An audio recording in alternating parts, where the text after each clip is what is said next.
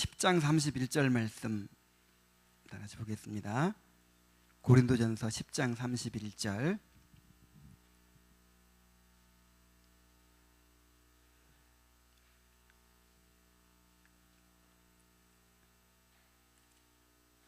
우리 한 목소리로 한번 읽어볼까요? 자, 시작. 그런즉 너희가 먹든지 마시든지 무엇을 하든지 다 하나님의 영광을 위하여 하라. 다시 한번 시작. 그런즉 너희가 먹든지 마시든지 무엇을 하든지 다 하나님의 영광을 위하여 하라. 아멘. 자, 오늘부터 이제 이 웨스트민스터 소요리 문답 이제 강의를 시작합니다. 혹시 지난 서론 때 못 들은 분들이 있으면 이 페이퍼랑 또 이렇게 회장님한테 부탁을 하세요. 중요한 자료가 있습니다. 자, 오늘 말씀의 제목은 인간의 제일 되는 목적이에요. 인간의 제일 된 목적. 웨스트민스터 소요리 문답은 107문항으로 되어 있는데 그 웨스트민스터 신앙 고백서로 요약되고 표현된 기독교 신앙의 그 정수를 그 교리를 빠르게 그리고 아주 손쉽게 익힐 수 있도록 만들어진 문답서예요.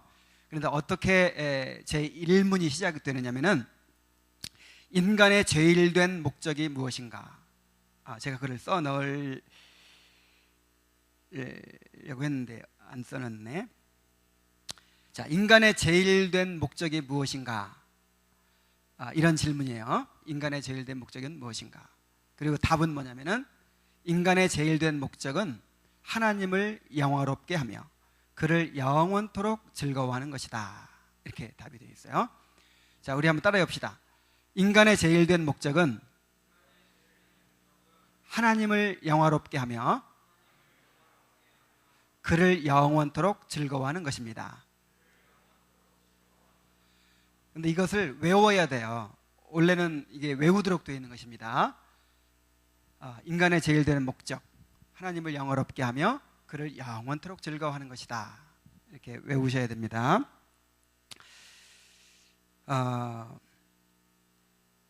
자, 이 인간의 제일 된 목적에 대해서 제 1문이 이제 시작이 되고 있는데 이 목적에 대해서 먼저 이야기하는 이유가 무엇일까요? 이 목적이라고 하는 것은 내가 걸어가야 될 방향을 말하는 거예요. 내가 가야 될 그 방향과 목적지를 말하는 거죠. 그래서 내가 어디를 가려면 맨 먼저 뭐부터 정해야 돼요?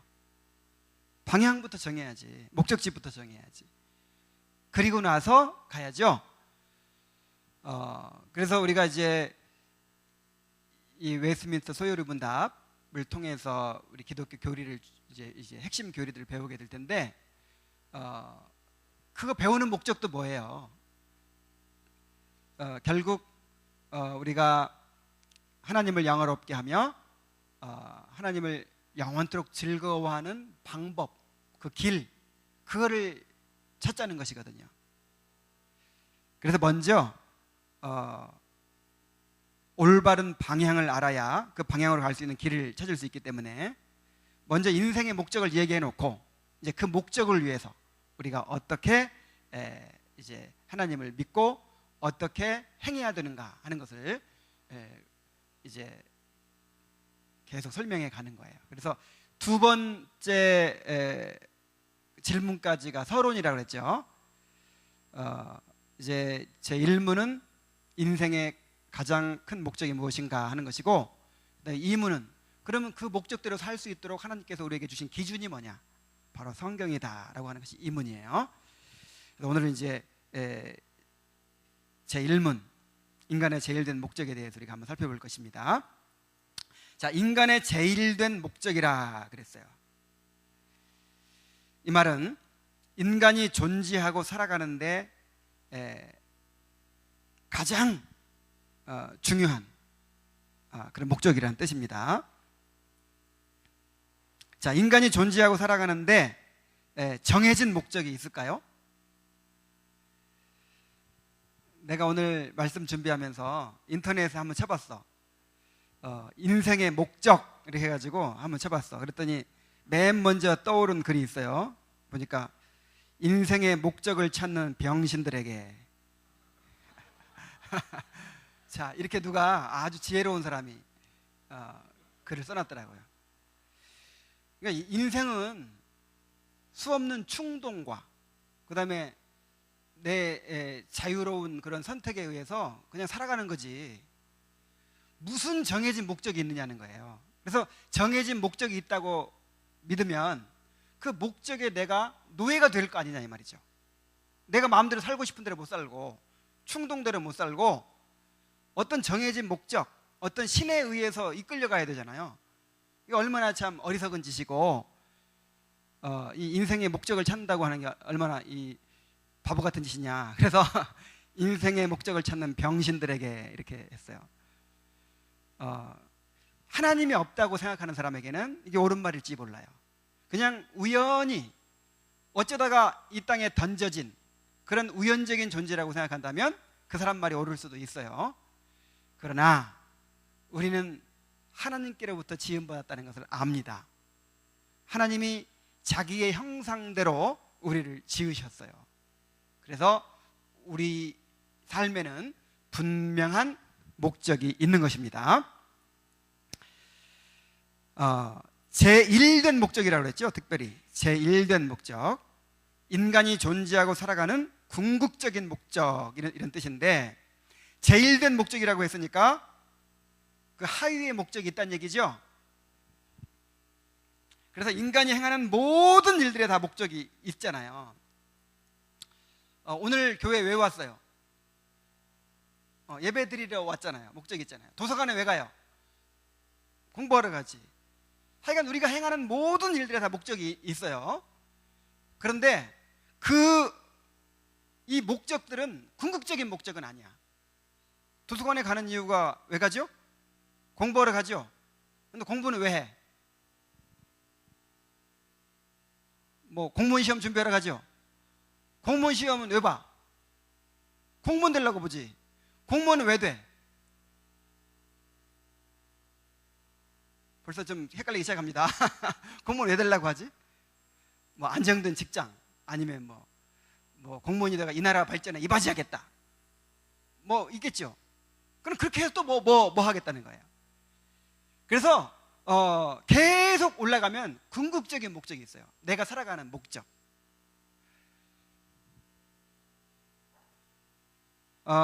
우리 승재 형제가 오늘 우리 교회에 와서 공부하던데, 자, 공부를 왜 했어요? 신학교 가려고 했죠? 신학교는 왜 가? 목사 되려고. 목사는 왜 돼? 목사 되는 목적, 복음 전하고 교회를 세우고 이런 사역을 하려고 하는 거죠. 그럼 그런 사역을 왜 해? 거기에 대한 질문이 있어야 된다 이 말이에요. 그래서 이러한 모든 목적들은 그 제1되는 목적의 수단이 되고 또 그 목적에 부합하는 것이어야 하는 것입니다. 그러니까 제1되는 목적의 그 밑에 다른 모든 목적들은 수단이란 말이에요. 수단. 다 어떤 목적을 위해서 있는 거예요? 그 제1되는 목적을 위해서 있는 거예요. 그리고 그 제1되는 목적을 위해서 있는 것이기 때문에 그 하위의 목적은 제1되는 목적에 부합해야 돼. 만약에 내가 지금 도서관을 가는데, 도서관 뭐 하러 간다 그랬어요? 결국 이제 쭉 올라가면 공무원 되려고 하는 거야. 근데 만약에 도서관 가는 것이 공부가 안 된다, 그럼 갈 필요 있어요? 없어요? 공무원 시험 준비하는데 도움이 안 된다, 그러면 갈 필요가 있어요? 없어요? 없죠. 수단일 뿐이란 말이에요. 수단.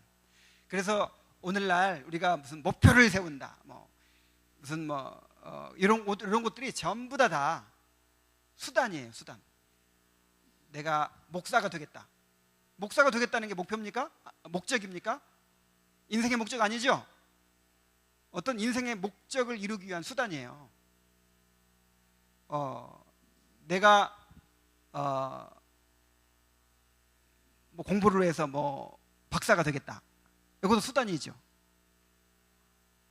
나 결혼하겠다, 뭐 하여간 무엇을 하든지 다 그것이 결국은 어떤 인생의 궁극적인 목적을 위한 수단이라 하는 것입니다. 자, 그런데 인간이 만일 이 목적을 알지 못하면 어떻게 될까요? 내가 살아가는 목적, 내가 무엇을 위해 공부하고, 무엇을 위해 먹고, 무엇을 위해 잠자고, 무엇을 위해 일하고, 무엇을 위해 돈 벌고, 무엇을 위해 목사가 되고, 무엇을 위해 직장에 들어가고. 자, 내가 살아가는 그 궁극적인 목적을 찾지 못한다면, 알지 못한다면 어떻게 될까요? 목적이 없는 사람은요, 그냥 생존을 위해 살아가게 돼요. 생존을 위해 산다는 말이 그냥 살기 위해 산다, 그 뜻이에요. 먹기 위해 산다, 그냥 사라지는 거죠. 좀 심하게 말하면 죽지 못해 사는 거예요. 그냥 안 죽으니까 사는 거예요.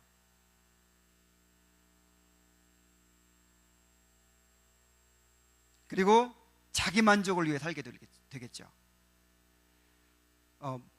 뭔가 나 이상의 외부로부터 온 분명 어떤 목적이 없으면 결국 생존을 위해 살게 되고, 또 내 만족을 위해 살게 될 수밖에 없어요. 당장 내 욕구가 인도하는 대로, 당장 내가 만족을 얻고자 하는 대로 그렇게 살아갈 수밖에 없겠죠. 그리고 목적을 찾지 못하면 방황하는 삶을 살게 될 수밖에 없어요. 목적지가 없으니까 분명한 방향을 알지 못하니까 어떻게 되겠어요? 만약에 목적지가 분명히 있다면 차가 막히더라도, 길이 좁더라도, 험하더라도 어떻게든지 그 방향으로 가겠죠. 근데 목적이 없으면 어떻게 돼요? 가다가 막히면 정처 없이 이렇게 이쪽으로 가겠죠. 또 이쪽으로 가다가 길이 좀 안 좋아, 그럼 이쪽으로 가겠죠. 그래가지고 어떻게 돼요? 바람 부는 대로, 물결 치는 대로 그렇게 이리저리 흔들리는 삶을 살게 될 거예요. 이걸 표류하는 인생이라 그래요. 배가 목적지가 없이 파도 치는 대로, 바람 부는 대로 이렇게 흘러 떠다니듯이 그렇게 떠다니는 그런 인생이 되겠죠. 그래서 삶을 낭비하게 될 거예요. 그 다음에 목적이 없으면 진정으로 행복할 수가 없어요. 절대적인 목적이 없고 가치 기준이 없기 때문에 항상 불안합니다. 당장 내 눈앞에 지금 뭔가 해야 될 일이 있어서 하고 또 이렇게 하지만은 어떤 내 삶에 분명한 방향과 목적이 없는 사람들은 불안해요. 절대로 그 불안을 벗어날 수가 없어요. 그리고 무엇을 하든지 내가 선택해서 하는 거 아니에요. 내 기준대로 하는 거 아니에요. 그래서 다 상대적일 수밖에 없어요. 어떤 절대적인 어떤 기준이 없는 것이고 목적이 없는 것이고 다 상대적인 일일 수밖에 없어요. 그러다 보니까 나중에 허무주의에 빠집니다. 왜냐하면 절대적인 게 없으니까. 이럴 수도 있고 저럴 수도 있는 거니까. 그래서 이 목적이 없으면 행복할 수 없어요. 그래서 분명한 인생의 목적을 찾아서 그 목적을 향해 가야 됩니다. 그렇다면 그 인생의 목적을 어디서 찾을 수 있을까요? 내가 나를 만들었다면 내 안에서 찾아질 수 있겠죠. 그러나 내가 나를 만들지 않았어요. 하나님께서 나를 만드셔서 내가 이 땅에 존재하게 됐습니다. 그래서 내가 존재하는 목적, 내가 살아가는 목적을 어디서 찾아야 돼요? 하나님 안에서 찾아야겠죠. 그런데 하나님은 이렇게 우리에게 그 목적을 가르쳐 주십니다. 오늘 말씀에 읽었죠? 그런즉 먹든지 마시든지 무엇을 하든지 하나님의 영광을 위하여 하라. 자, 그래서 웨스트민스터 소요리 문답 제1문에는 이렇게 정리가 되어 있는 거예요. 인간의 제일되는 목적은 무엇인가? 인간의 제일되는 목적은 하나님을 영화롭게 하며 그를 영원토록 즐거워하는 것이다 라고 하는 거예요. 우리 다시 한번 따라해 봅시다. 인간의 제일된 목적은 하나님을 영화롭게 하며 그를 영원토록 즐거워하는 것이다. 자, 이것이 궁극적인 목적이라는 거예요. 이것이 우리가 지금 존재하는 목적이라는 거예요. 이것이 내가 공부하는 목적이고, 일하는 목적이고, 결혼하는 목적이고, 이것이 돈 버는 목적이고, 이것이 내가 여행하는 목적이고, 내가 뭐 책을 읽는 목적이고, 내가 교회에 오는 목적이고, 예배드리는 목적이고, 하나님을 영화롭게 하며 그를 영원토록 즐거워하는 것, 이것을 위해 내가 지금 살고 있는 거예요. 그 부분을 한번 살펴봅시다. 먼저 하나님을 영화롭게 하는 것이다 그랬습니다. 자, 하나님을 영화롭게 한다는 말이 무슨 뜻일까요? 우리가 하나님을 더 영화롭게 만든다, 그런 뜻이 아닙니다. 자, 우리가 하나님을 영화롭게 하면 더 영화로운 분이 되고, 아니면 하나님의 영광을 가려버리면 덜 영화롭게 되고, 그렇게 됩니까? 그렇지 않죠? 하나님은 우리와 상관없이 완전히 영화로우신 분이에요. 하나님의 영광은 완전합니다. 하나님이 부족해서 우리한테, 천사들한테 좀 그 영광을 채우려고 하시는 게 아니에요. 하나님은 모든 피조물과 관계없이 스스로 계시는 분이고, 자족하시는 분이고, 완전하신 분이에요. 그래서 우리 때문에 더 영화롭게 되시거나 더 아름다워지실 수가 없습니다. 무엇이 부족한 것처럼 인간의 손으로 뭐 도움을 받거나 그러실 필요가 없어요. 그래서 우리가 하나님을 영화롭게 한다 하는 말은 그 하나님의 완전한 영광을 반사한다, 그런 뜻이에요. 자, 하나님께 영광 돌린다는 말이 무슨 뜻입니까? 하나님의 영광을 어떻게 한다? 반영한다, 반사한다, 그런 뜻이에요. 시편 19편 1절 말씀에 하늘이 하나님의 영광을 선포하고 궁창이 그의 손으로 하는 일을 나타내는도다 그랬어요.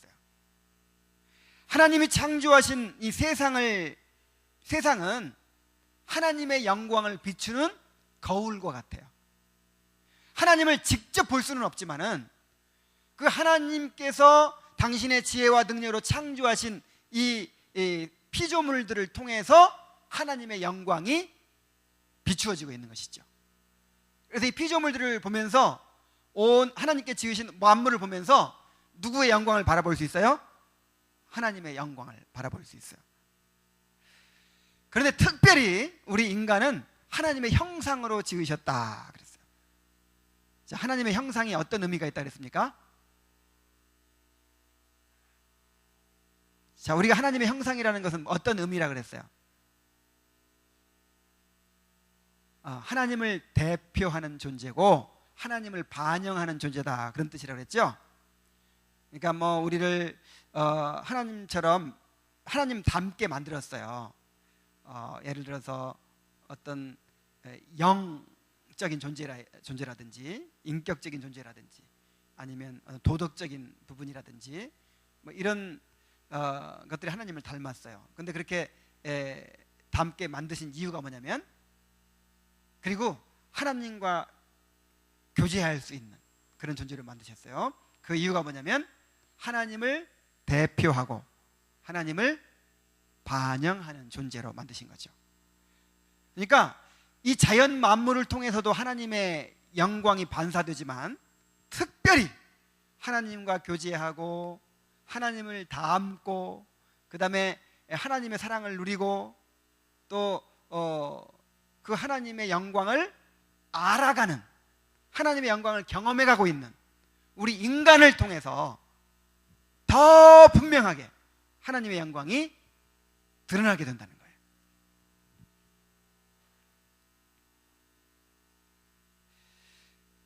그래서 존 파이퍼 목사님은 이렇게 표현을 했습니다. 하나님을 영화롭게 한다는 것이 무슨 뜻인가?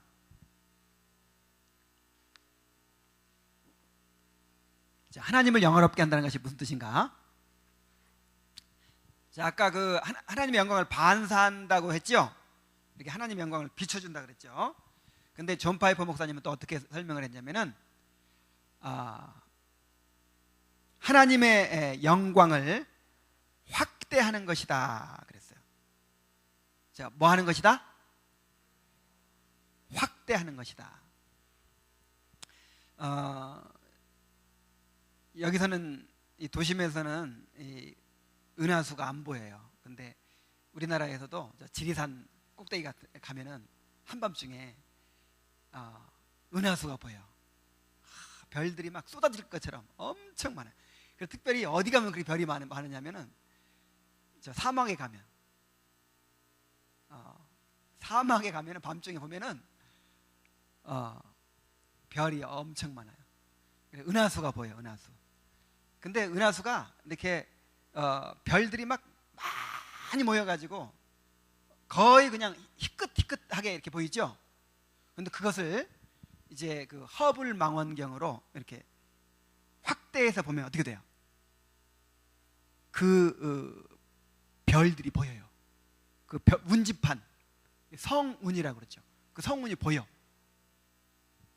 그러니까 희끗희끗한, 그러니까 보통 사람들은 하늘 보면서 그냥 희끗희끗 이게 하얀색 칠해놓은 것처럼 보이는데 허블 망원경을 그를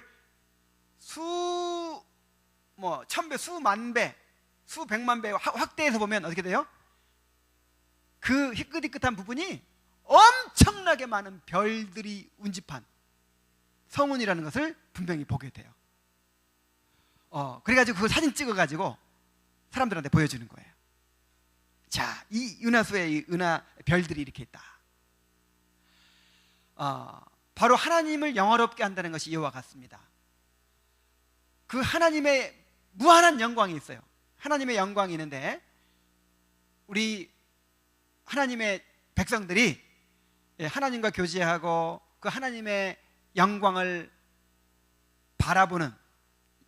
알아가는 하나님의 백성들이 그 허블 망원경으로 확대하듯이 그 하나님의 영광을 실제로 봐요. 보고 그것을 선포하는 거예요. 그것을 드러내는 거예요. 말로, 행동으로, 삶으로, 우리가 하는 일들을 통해서, 우리의 성품을 통해서 그것을 확대해서 보여주는 거예요. 이것이 하나님을 영화롭게 한다는 의미입니다. 그래서 우리의 모든 삶이 하나님을 영화롭게 하는 것이 되어야 돼요. 그래서 지난번에 그 하나님께 영광 돌리는 방법을 배운 적이 있었어요. 우리가 이제 하나님께 영광 돌린다는 것이 하나님을 반영한다는 것이고 그 하나님의 영광을 확대해서 보여준다는 것인데, 첫째로는 우리 성품을 통해서 반영해야 한다 그랬죠. 우리 성품을 통해서. 그 다음에 또 우리가 하는 일들을 통해서,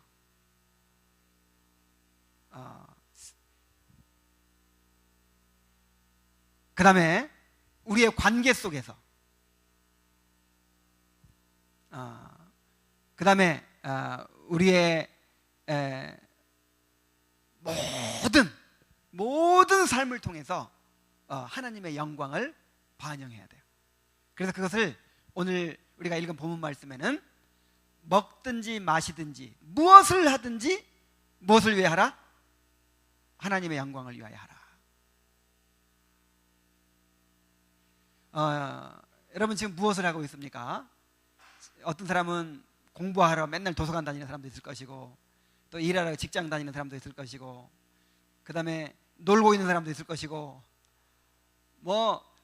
지금 다 각양각색으로 지금 지내고 있겠죠. 근데 그 모든 것이 다 목적이 뭐가 돼야 돼요? 하나님의 영광. 하나님의 영광을 반영하는 것이 돼야 됩니다.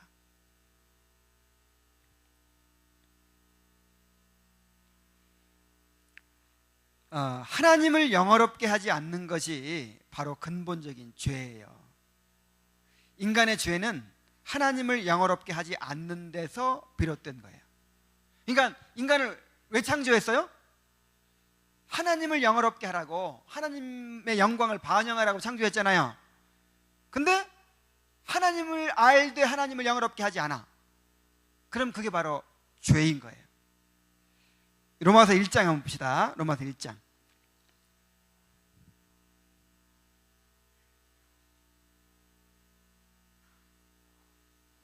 (1장) 20절 21절 봅니다.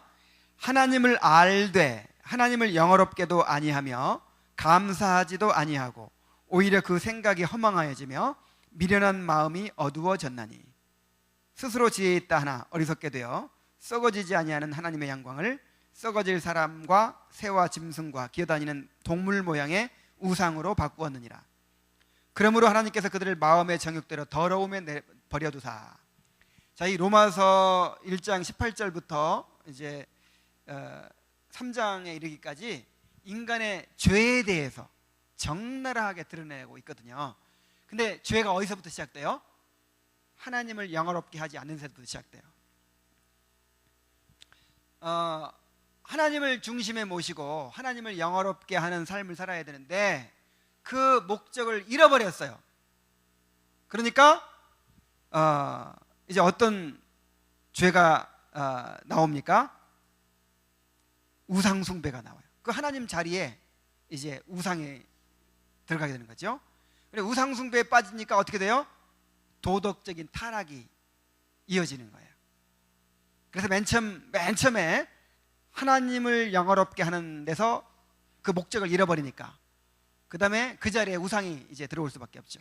물질의 우상, 아니면 무슨 자아의 우상, 무슨 명예의 우상, 쾌락의 우상, 우상이 자리하게 되죠. 우상을 중심에 모시고 살면 어떻게 돼요? 도덕적인 타락이 오는 거예요.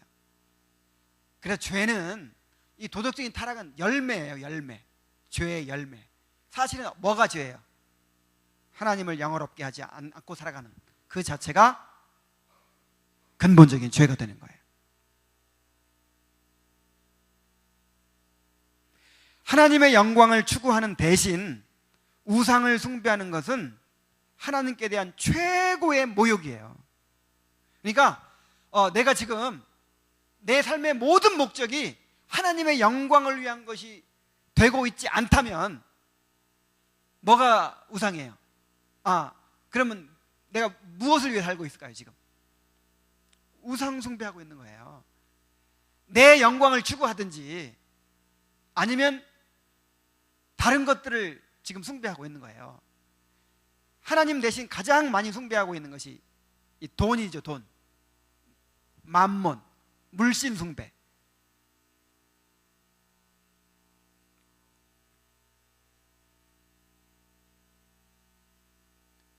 존 파이퍼 목사님은 이렇게 얘기했습니다.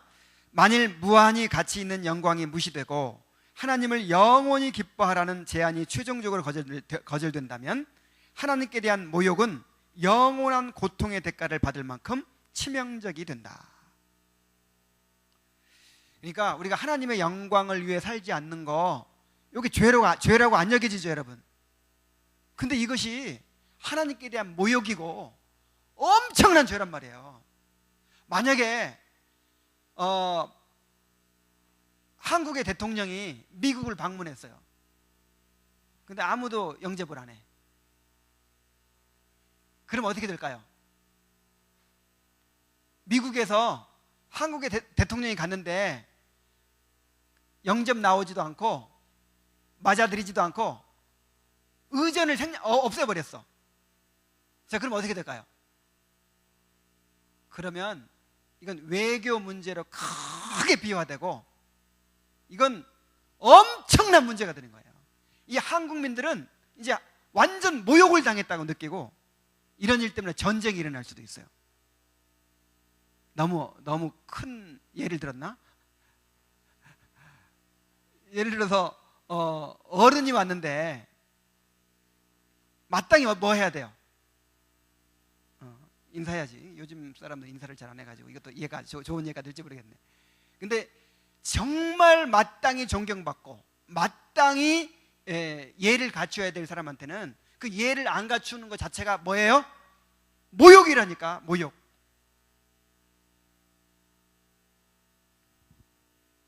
그래서 하나님은 마땅히 영광 받으셔야 되잖아요.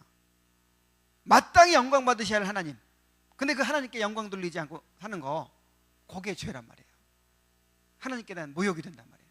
그 하나님께 영광을 돌리지 않으면 대신 다른 것이 뭔가가 있는 거예요. 다른 것이 중심에 차지하고 있는 거예요.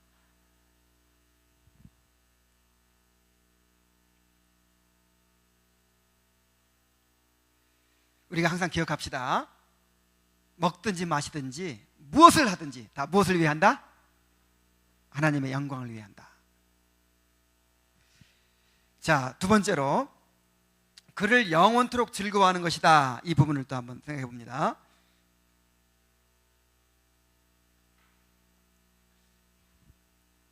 자, 그를 영원토록 즐거워하는 것이다 그랬죠. 이것을 이렇게 이해하면 안 돼요. 하나님을 즐겁게 해 드리는 것이 아니고 하나님으로 인해 누가 즐거워하는 거예요? 내가 즐거워하는 거예요.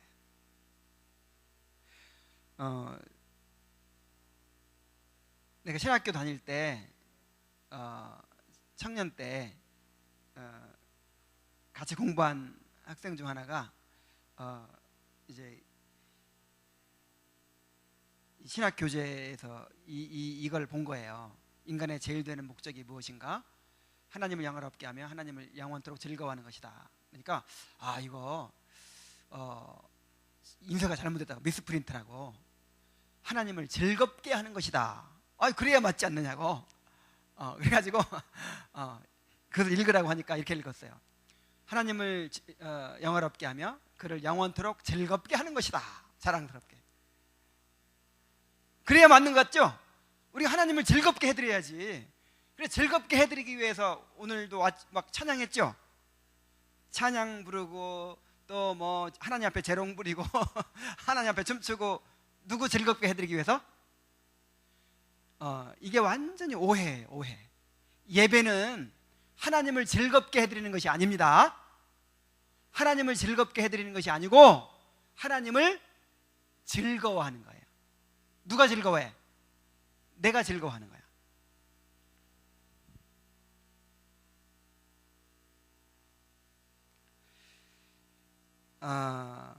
하나님은 우리가 가장 행복하기를 원하십니다. 자, 하나님이 우리가 행복하기 원하시죠? 상식적으로 생각해봐도 맞죠. 내가 내 자식 낳으면 행복하기 원해요? 불행해지기 원해요? 행복하기 원하죠. 하나님께서 우리를 사랑하신다고 하는 것은 우리가 가장 행복해지기 원하신다는 뜻이에요. 그래서 조나단 에드워즈는 이렇게 얘기를 했습니다. 하나님께서는 하나님의 영광을 위해서 존재하시는 만큼이나 하나님 안에서 나의 영혼이 증가하는 기쁨을 위해 노력하시는 분이시다. 그러니까 하나님은 하나님 자신의 영광을 위해서 일하시죠. 그만큼이나 우리의 즐거움을 위해서, 우리의 기쁨을 위해서 일하신다 하는 거예요. 자, 하나님 우리가 행복하기를 원하십니다. 확신이 없네. 자, 하나님은 우리가 행복하기 원하십니다. 그러면 행복해지려면 가장 좋은 것을 줘야겠죠. 자, 하나님의 입장에서 최고로 좋은 거, 가장 위대한 거, 가장 가치 있는 거, 그것을 우리에게 주심으로써 우리가 가장 행복해지기를 바라는 거예요. 그러면 하나님 입장에서 무엇을 주셔야겠어요? 자, 무엇이 가장 가치 있고 가장 영광스럽고 가장 영원하고 가장 우리에게 기쁨을 주는 것이 될까요? 바로 하나님의 영광입니다. 하나님의 영광.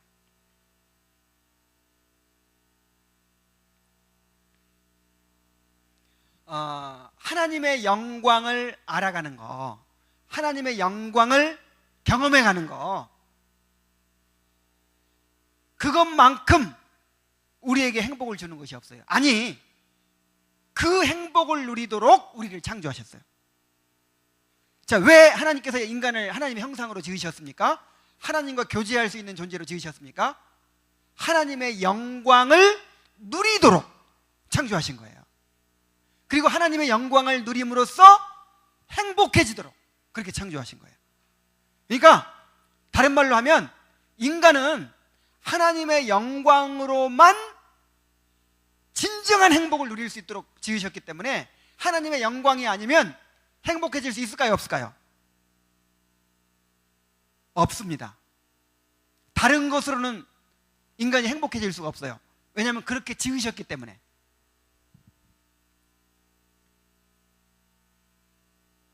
하나님의 영광을 보는 것이 인간의 가장 큰 행복이에요. 그렇게 지으셨어요, 하나님이. 그래서 하나님은 인간에게 하나님의 영광을 위해 살라 이렇게 하시는 거예요. 그러니까 하나님을 영화롭게 하라 그랬죠? 하나님의 영광을 위해 살라 그랬죠?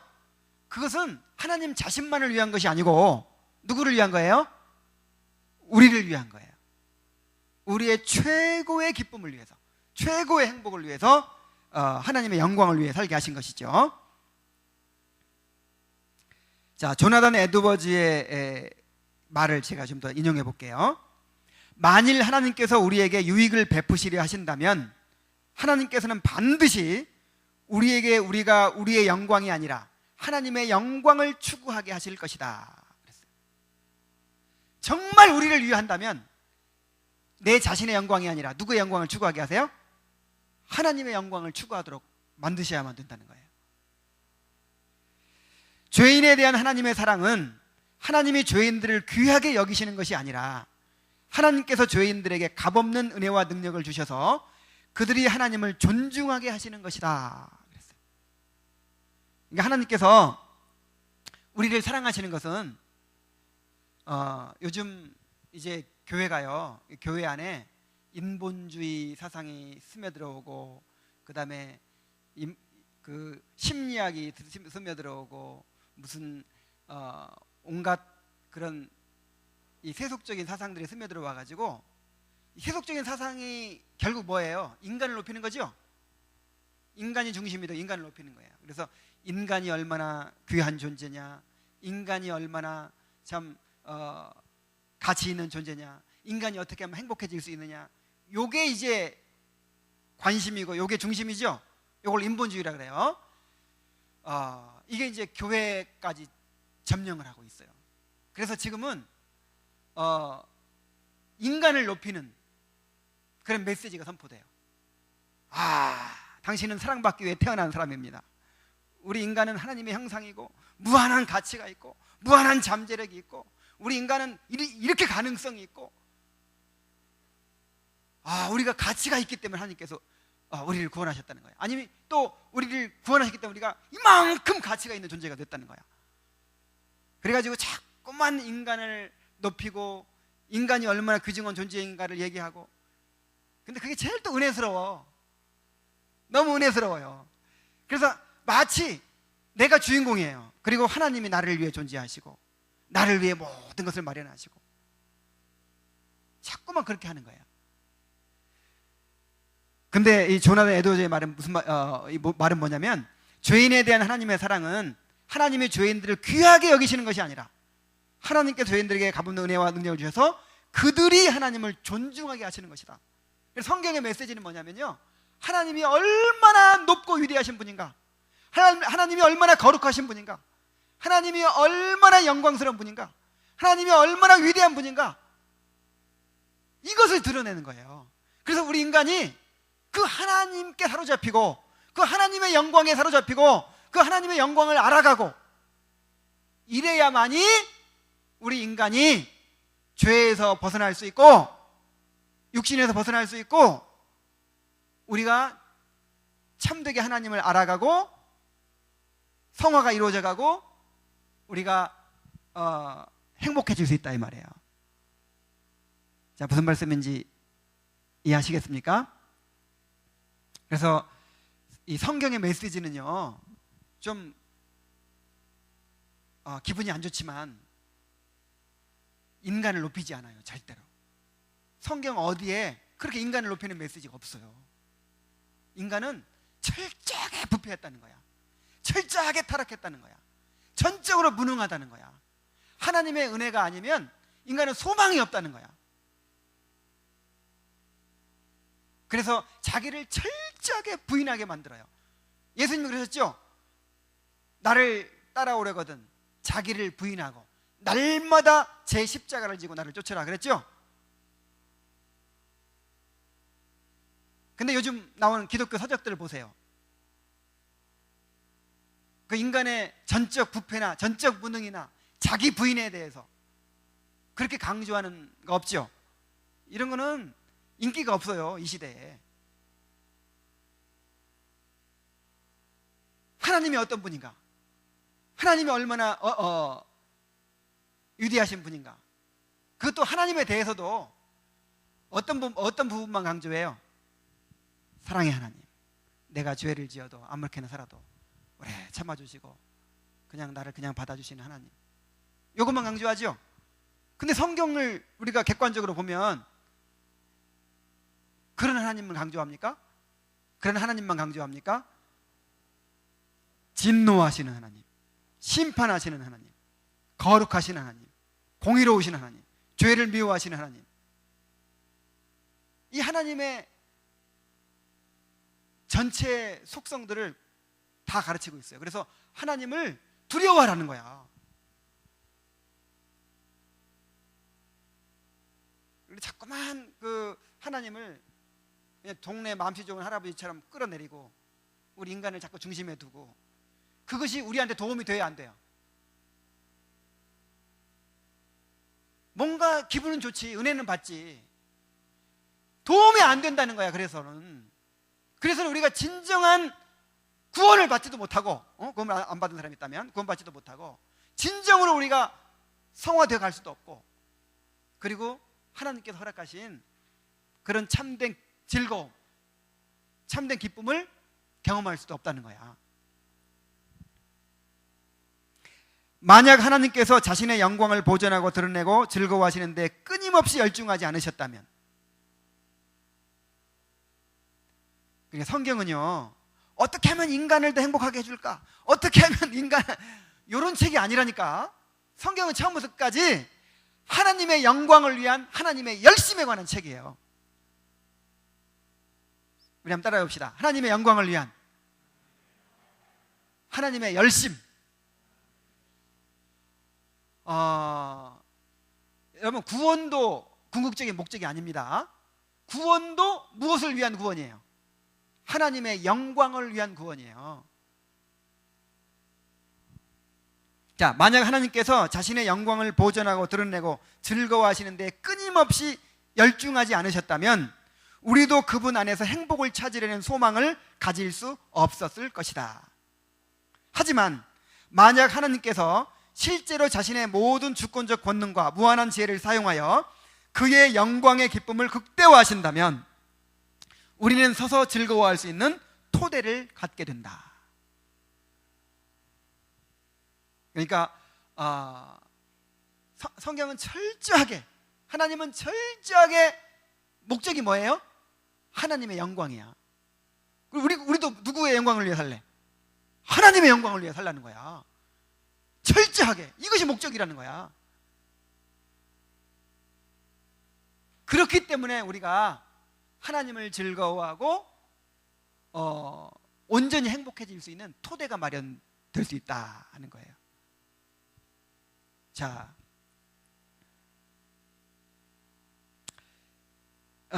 그래서 우리가 하나님을 즐거워할 때 하나님이 영광 받으십니다. 자, 언제 영광 받으신다고요? 하나님을 즐거워할 때. 그러니까 하나님을 즐겁게 하는 거 아니에요.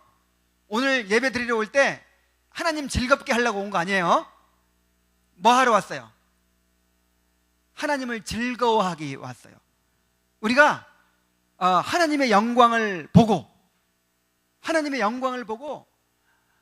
할렐루야 찬양하고 그걸 즐거워해, 행복해해. 그러면 그때 하나님께서 영광 받으시는 거예요.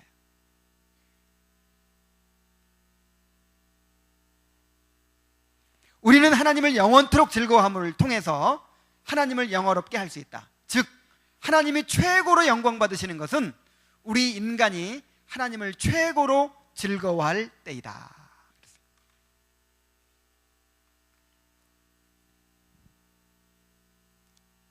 그래서 아까 하나님을 영화롭게 하지 않는 것이 죄였듯이 하나님을 즐거워하지 않는 것이 죄가 됩니다.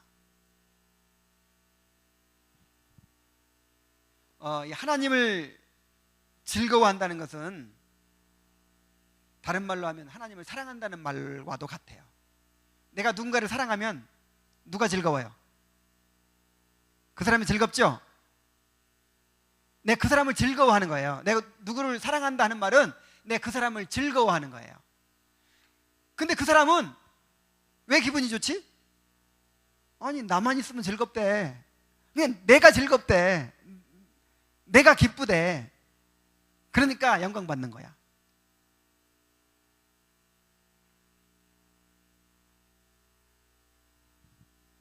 그런데 내가 사랑하는 여자가 있어. 그럼 그 여자는 누구를 제일 즐거워해야 돼? 나를 즐거워해야죠. 나하고 있는 걸 제일 즐거워해야죠.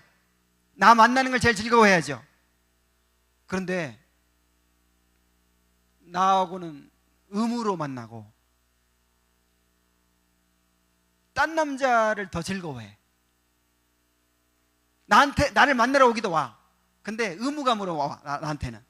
그리고 다른 남자를 더 즐거워해. 그럼 어떻게 되겠어요? 용서할 수 있어요, 없어요? 도저히 용서할 수 없겠죠. 우리가 하나님을 최고로 즐거워해야 돼요. 하나님을. 그런데 하나님보다 더 즐거워하는 것이 생겼어. 그러면 이것이 우상숭배가 된다 이 말이에요. 이것이 음행이 되고 이것이 죄가 된단 말이에요. 어느 정도냐? 어느 정도냐? 심지어 아브라함에게 100살 때 난 아들 하나 있었죠. 얼마나 이뻤겠어요. 아브라함의 즐거움이 누구겠어요? 이삭이죠. 근데 하나님이 어떻게 하라고 했어요? 이삭을 바쳐라. 그냥 바치는 것도 아니고 어떻게 해라? 번제로 바쳐라. 배를 갈라서 죽여서 불태워서 드려라 그랬어요. 그게 무슨 시험이에요 그게? 오직 하나님만을 최고로 즐거워하는지를 시험하신 거예요.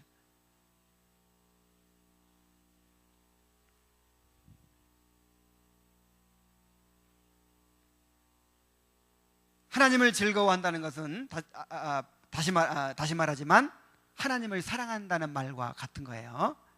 그래서 하나님을 알고자 하고 하나님과 함께 있고자 하고 또 하나님께 몸과 마음을 다 드리고 하나님을 기대하고 하나님께 소망을 두고 하나님을 바라보고 이것이 바로 하나님을 즐거워한다는 의미예요. 하나님을 즐거워하는 삶이 되시기 바랍니다. 우리 인생의 행복을 다른 것에 위에 두면은 반드시 그 기쁨이 그 행복이 사라지게 될 때가 옵니다. 왜냐하면 하나님 외에는 다 변하는 거예요.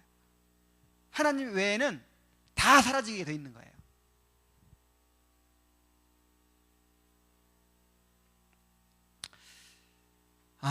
오늘 어떤 분이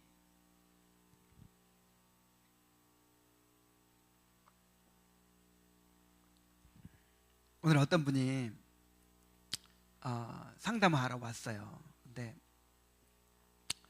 그 자녀가 가출을 했어요. 딸인데 너무 마음이 아프더라고요. 그래가지고 이렇게 막 아빠가 눈물을 흘리면서 너무 가슴 아파해요. 여러분 이럴 때 우리가 어떻게 해야 됩니까?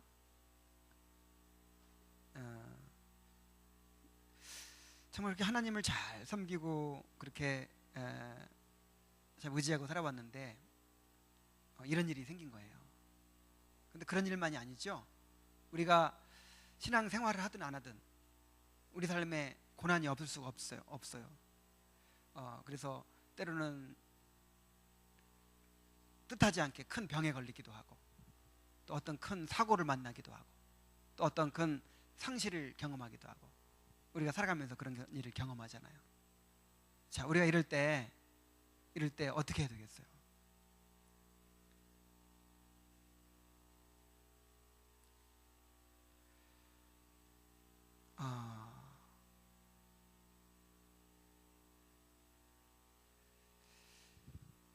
참, 이럴 때 어떻게 해야 되겠어요? 무슨 말 해줘야 돼요?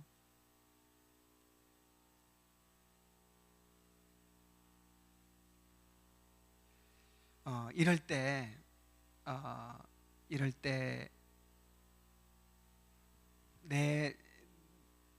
내 소망, 내 행복, 내 즐거움의 그 기초가 어디에 있는지를 우리가 점검을 해야 됩니다. 하박국 선지자가 그렇게 고백을 했죠.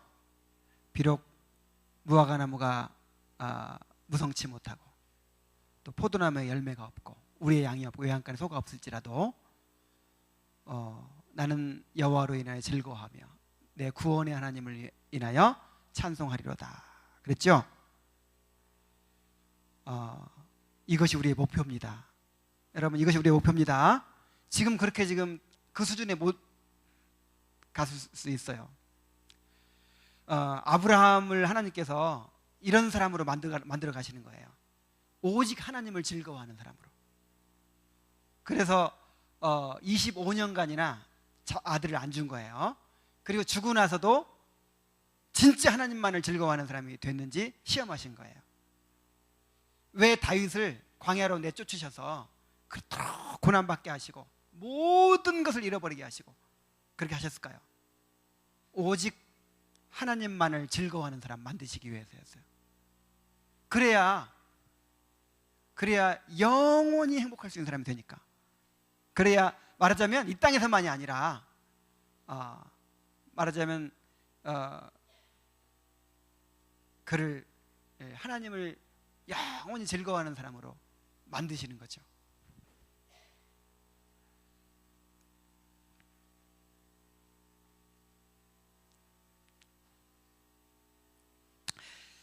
자, 하나님을 영화롭게 하고 하나님을 영화롭게 하는 것과 또 하나님을 즐거워하는 것은 서로 이렇게 밀접한 관계가 있죠. 그러니까 하나님은 어떨 때 영광 받으신다고요?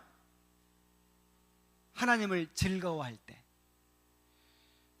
그리고 우리의 행복과 하나님의 영광이 또 밀접한 관계가 있죠. 우리가 언제 행복할 수 있다고요? 하나님의 영광을 추구할 때.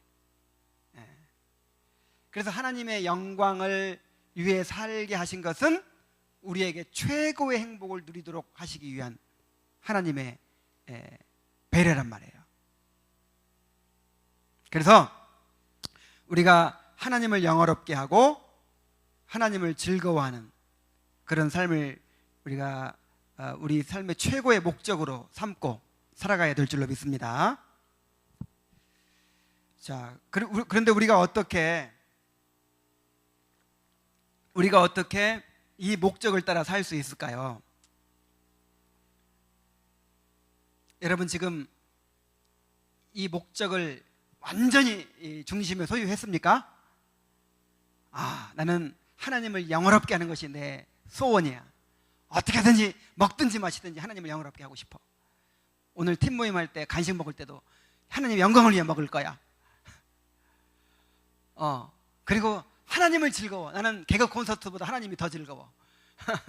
나는 내 애인 만나는 것보다 하나님이 더 즐거워. 정말 하나님은 내 최고의 즐거움이야. 다른 모든 것들이 사라질 때라도, 아까 상담하러 왔던 그분이 그런 어려움을 당했을 때에도, 그런 어려움을 당할지라도 나는 하나님 한 분만으로 나는 만족할 수 있어. 모든 것을 잃어버릴 때에도 하나님 한 분만으로 나는 행복할 수 있어.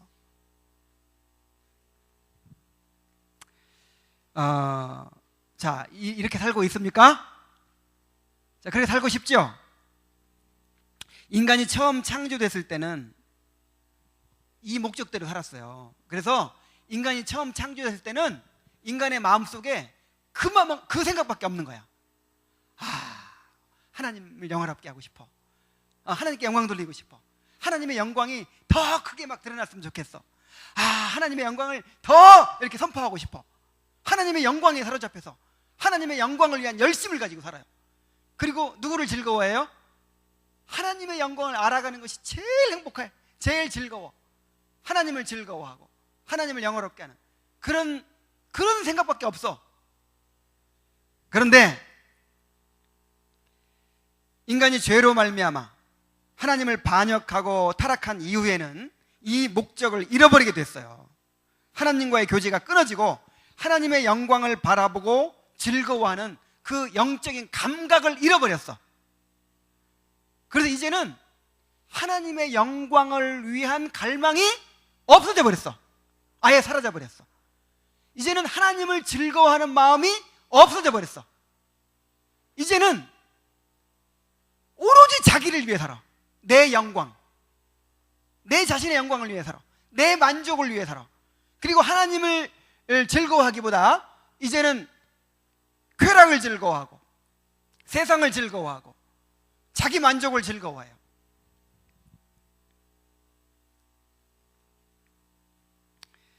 이런 타락하고 부패한 존재가 되어버렸어요. 그래서 인간의 자연적 본성만으로는 누구도 이 목적에 따라 살 수가 없게 되어버렸습니다. 그것을 가리켜서 로마서 8장 7절 8절에는 육신의 생각은 하나님과 원수가 되나니 이는 하나님의 법에 굴복지 아니할 뿐 아니라 할 수도 없습니다. 육신에 있는 자들은 하나님을 기쁘시게 할 수 없느니라 그랬어요. 그래서 하나님께서 우리를 구원해 주신 거예요. 자, 구원받았다는 말이 어떤 의미입니까? 여러분 구원받았습니까?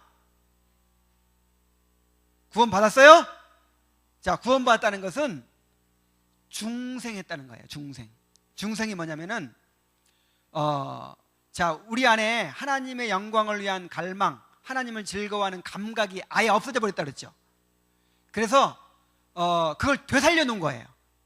우리에게 새 생명을 심어주시고 새로운 본성을 심어주심으로 하나님의 영광을 위한 갈망을 넣어주셨어요, 우리 안에. 그리고 하나님을 즐거워하는 감각을 넣어주셨어. 요게 이제 거듭남이에요. 중생이에요.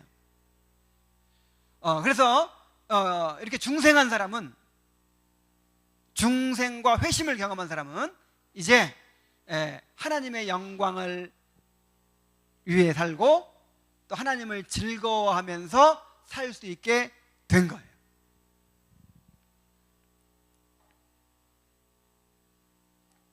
그래서 예수님께서 주기도문을 주기도문도 내일부터 시작하는데 주기도문 가르쳐 주셨죠? 너희는 이렇게 기도하라. 자, 어떻게 기도하라 그랬어요? 하늘에 계신 우리 아버지여, 이름이 거룩히 여김을 받으시오며 나라가 임하시오며 뜻이 하늘에서 이루어진 것 같이 땅에서 이루어지이다. 기도를 이렇게 하라는 거야. 이게 기도만이 아니라 이게 삶의 목적으로 가르쳐 주신 거예요.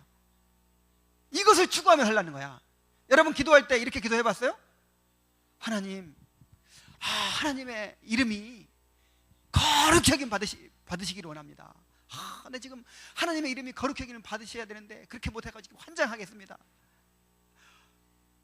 미치겠습니다. 제발 하나님의 이름이 거룩히 여김 받았으면 좋겠습니다. 내가 이것을 위해 금식기도 하겠습니다. 막 이것 때문에 막 갈망하고 자, 그런 기도 해봤어요? 이름이 거룩히 여김 받으시기 원합니다 하는 말은 하나님이 영광 받으시기를 바라는 기도예요. 그리고 두 번째 기도가 뭐예요? 하나님이 영광 받으시려면 하나님의 나라가 이루어져야 돼. 그래서 하나님의 나라가 이루어지게 하옵소서. 하나님의 나라가 임하게 하옵소서. 그래, 하나님의 하나님의 나라가 임할 수 있도록 내가 거기에 헌신하고 내 자신을 드리는 거예요. 기도도 하지만 그 다음에 하나님의 나라가 이루어지는 곳이 어떤 곳이에요? 하나님의 뜻이 하늘에서 이루어진 것처럼 땅에서 이루어지는 것이 곧 하나님의 나라가 이루어지는 것이거든요. 그래서 뜻이 하늘에서 이루어진 것이 땅에서 이루어지기를 원합니다. 이게 바로 창조 목적으로의 회복이에요.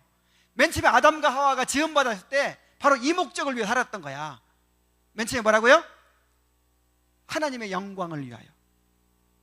그래서 하나님의 영광을 위해서 아담과 하와에게 맡겨진 사명이 뭐냐면 뜻이 하늘에서 이룬 것이 땅에서 이루어지는 하나님 나라를 건설하는 거예요. 하나님을 대신해서 생육하고 번성하라, 땅에 충만하라, 땅을 정복하고 다스리라. 이 명령이 바로 하나님의 뜻이 이루어지는 하나님의 나라를 이루라는 것이었어요. 그래서 그 목적으로만 살았단 말이에요, 인간 처음에는. 근데 타락하고 그 목적 잃어버렸어. 근데 다시 우리가 구원받았죠. 그래서 중생하고 회심한 사람한테 주어진 기도는 바로 이런 기도인 거예요. 아버지의 이름이 거룩히 여김을 받으시기 원합니다. 나라가 임하시기를 원합니다. 하나님의 나라가 임하기를 원합니다. 하나님의 뜻이 하늘에서 이루어진 것처럼 지금 이 땅에서도 완전하게 이루어지기를 원합니다.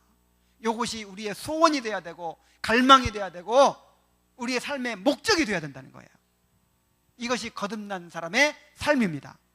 그런 갈망이 있어야 돼요.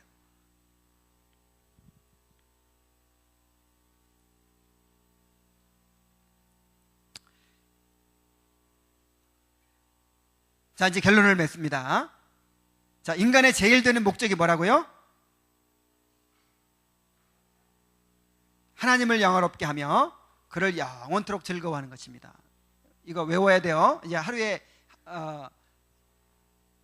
한 주에 공부하는 거 그거 딱 외워야 돼요. 우리 한번 다시 외워봅시다. 시작. 인간의 제일 되는 목적이 무엇인가? 하나님을 영화롭게 하며 그를 영원토록 즐거워하는 것이다. 하나님께서 우리를 구원해 주신 것은 다시 이 목적을 위해 살도록 구원해 주신 거예요. 그래서 하나님의 영광을 보고 그 영광을 알아가고 그러면서 우리가 즐거워하고 행복해지는 것을 통해서 하나님께 영광을 돌리도록,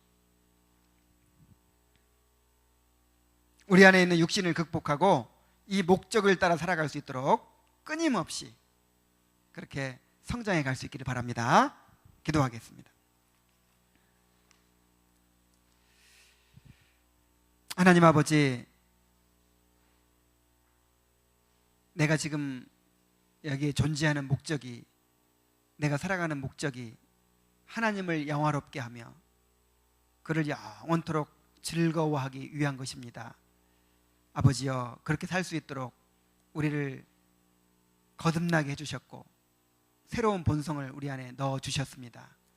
아버지 하나님, 하나님의 영광을 향한 그 갈망과 열심이 우리를 사로잡게 하여 주옵소서. 우리를 불태우게 하여 주옵소서. 아버지여, 하나님을 즐거워함이 우리 삶을 온전히 지배하게 하여 주옵소서. 그래서 우리가 하나님으로 인하여 변치 않는 행복을 소유할 수 있게 하여 주시옵소서. 예수님의 이름으로 기도하옵나이다. 아멘.